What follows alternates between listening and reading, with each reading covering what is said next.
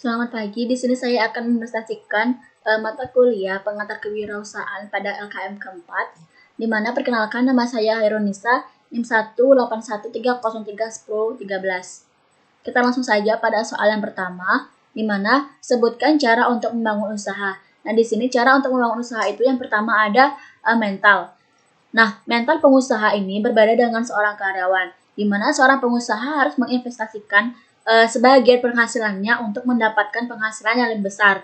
Maka ketika sudah memilih suatu usaha, maka pengusaha itu harus menyiapkan mentalnya sebagai seorang pengusaha, bukan sebagai seorang karyawan. Kemudian menyiapkan modal. Nah, di sini modal perusahaan merupakan persoalan penting yang tidak akan berakhir karena masalah modal mengandung begitu banyak aspek. Nah, adanya modal yang cukup akan memungkinkan beroperasinya usaha atau bisnis atau perusahaan, dan perusahaan tidak akan mengalami kesulitan serta mampu menghadapi bahaya yang mungkin timbul karena adanya suatu krisis atau kekacauan keuangan. Kemudian bidang usaha. Nah, di sini seorang pengusaha harus menggeluti bidang usaha yang ia sukai ataupun yang ia minati. Kemudian lokasi. Nah, di sini pemilihan lokasi dilakukan pada tempat yang strategis, yaitu dekat dengan tempat aktivitas masyarakat, perkantoran, sekolah, atau kampus. Kemudian fokus. Nah, di sini seorang pengusaha harus fokus terhadap usahanya terlebih dahulu. Banyak pengusaha yang gagal saat mulai berkembang karena tidak fokus pada peningkatan bisnis awal, melainkan terlalu banyak ingin mencoba bidang usaha yang lain.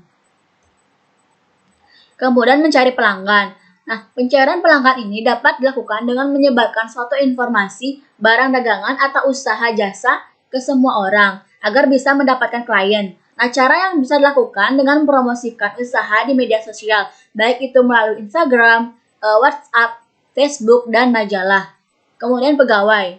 Nah, pada saat membuka usaha yang baru, hanya membutuhkan sedikit pegawai. Nah, selain diri sendiri yang mengurus usaha tersebut, dapat melibatkan pasangan atau anggota keluarga yang lain untuk ikut mengelola usaha tersebut, agar mereka dapat ikut merasakan memiliki usaha.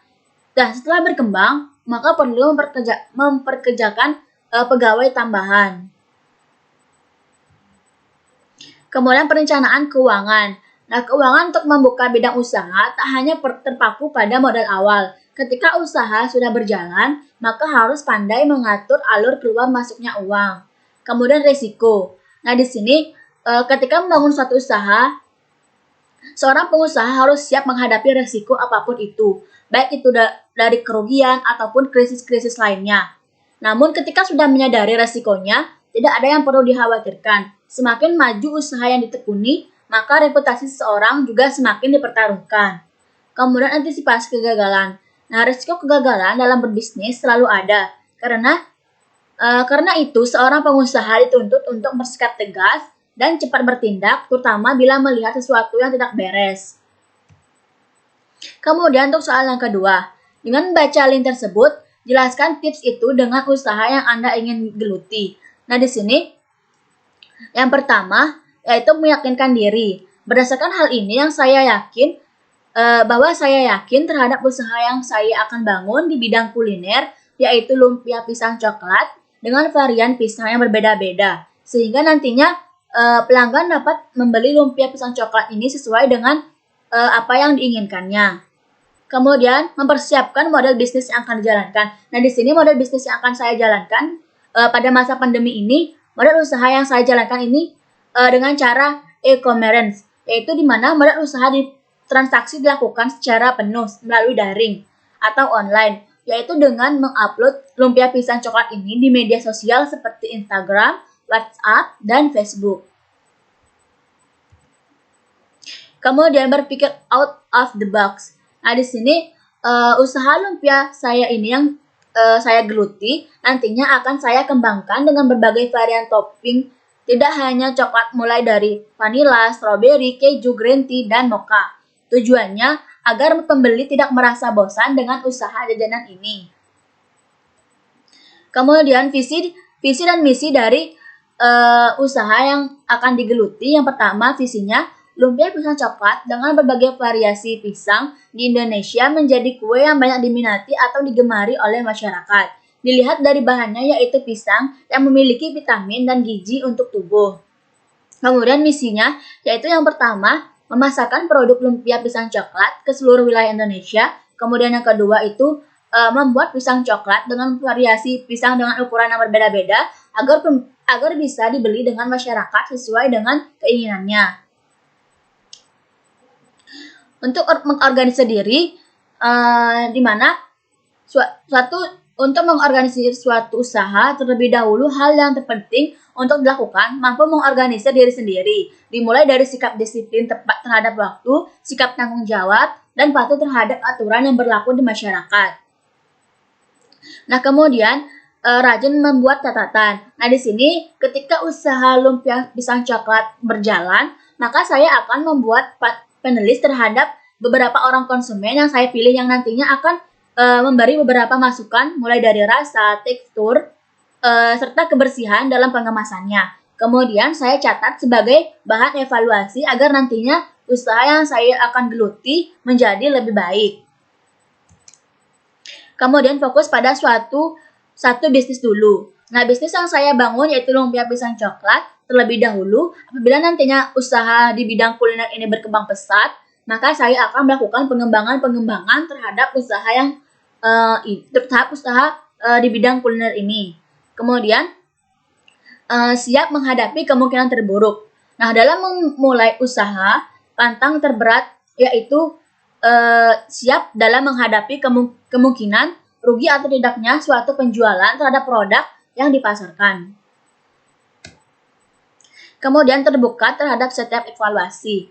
Nah, berdasarkan data penulis yang diperoleh setelah mencicipi kuliner ini, maka akan dilakukan suatu evaluasi terhadap jajanan kuliner lumpia pisang coklat, sehingga nantinya produk ini bisa menjadi lebih sesuai dengan keinginan masyarakat luas. Nah, kemudian terus belajar dan jangan cepat puas. Berdasarkan evaluasi tersebut, saya akan terus belajar mengembangkan produk-produk yang akan saya kembangkan secara perlahan-lahan dengan penuh semangat. Kemudian menyiapkan modal usaha. Nah, di sini modal usaha yang akan digunakan itu saya diperoleh dari pinjaman bank. Kemudian lihat peluang bisnis. Nah, saat ini sangat banyak olahan buah pisang menjadi pisang coklat atau biasa dengan disebut biscok. Pisang coklat yang mudah dibuat, bahan-bahannya pun mudah ditemukan di dapur kalian. Nah, lumpia pisang coklat berbahan dasar dari pisang ini yang biasanya dibaluti kulit crispy dan adanya isian coklat di bagian dalam dan digoreng kemudian ada tambahan coklat di atasnya. Kemudian target market usaha lumpia pisang coklat ini yaitu yang pertama untuk mendirikan ini kira-kira selama 2 tahun terlebih dahulu di wilayah negara, kemudian 1 tahun akan membuka melalui media terlebih dahulu. Nah, dalam menjual usaha ini di media seperti Instagram, Facebook, dan WhatsApp, yaitu dengan harga yang terjangkau. Dan selain itu, dengan cara mempromosikan keunggulan produk, manfaat produk, dan cita rasa produk tersebut lewat brosur, media, ataupun dengan cara lewat teman, kemudian teman lainnya memberitahu yang lainnya sehingga tersebar. Nah, setelah 1 tahun, maka dilanjutkan dengan membuka suatu pertokoan di daerah perkotaan yang mudah dijangkau oleh masyarakat. Kemudian soal yang ketiga itu yaitu success story. Nah, di sini success story-nya itu mengenai pengusaha muda, di mana Nicholas Kurniawan, pengusaha ikan hias termuda di Indonesia. Nah, pria yang kerap disapa Niko ini adalah anak yang berprestasi di sekolah. Dengan segala keterbatasan finansial keluarga, ia tetap membanggakan orang tua melalui prestasi yang ia torehkan di bangku sekolah. Nah, keterbatasan ekonomi keluarga memaksanya untuk ikut membantu mencari penghasilan. Berbagai usaha ia lakukan, mulai dari berjualan hingga ikut asuransi. Dalam pikirannya hanya satu, mendapatkan penghasilan untuk membiayai pendidikannya. Namun, semua usaha tersebut tidak cukup memuaskan. Bahkan jatuh bangun harus ia rasakan. Namun begitu, hal itu tidak menyurutkannya untuk terus berusaha. Nah, hingga saat ia duduk di kelas 2 SMA, seorang teman memberinya 1 paket ikan gararupa, jenis ikan terapi yang banyak dilihat di mall. Meskipun pada dasarnya ia tidak menyukai, bahkan tidak bisa memelihara ikan, tapi ia tidak menyia-nyiakan kesempatan tersebut. Ia coba mencari tahu cara memelihara sekaligus menjual ikan-ikan tersebut melalui situs jual beli di Kaskus. Ternyata dagangannya laris manis. Nah, semangat bisnisnya ini bangkit kembali dan bertekad menjalankan bisnis ini. Ia berhasil mendapatkan tempat penjualan ikan gara rupa murah. Akhirnya, dengan tekad kuat, ia berhasil mendapatkan profit sebesar 2 hingga 3 juta rupiah setiap bulannya. Banyaknya pelanggannya yang berasal dari anggota dewan, artis, bahkan pengusaha besar. Sayangnya, kesuksesan bisnis ini tidak diiringi dengan kesuksesan pendidikannya. Bahkan, karena sangat fokus pada pengembangan bisnisnya, ia tidak naik kelas 3 SMA. Hal ini membuatnya malu dan berpindah sekolah.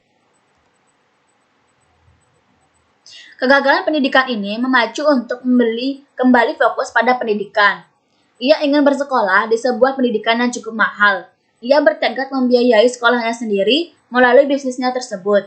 Akhirnya, ia mencoba menjadi eksportir ikan hias.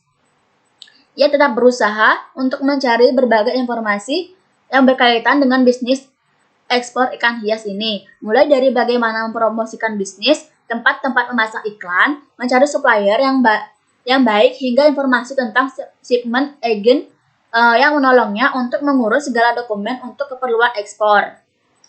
Nah, Nicholas juga membangun website dengan nama Tropical Fish Indonesia. Nico pilih nama tersebut karena agen penggemar ikan hias di luar negeri kerap menggunakan kata ikan tropis dalam bahasa Inggris dalam mencari ikan buruannya di dunia maya.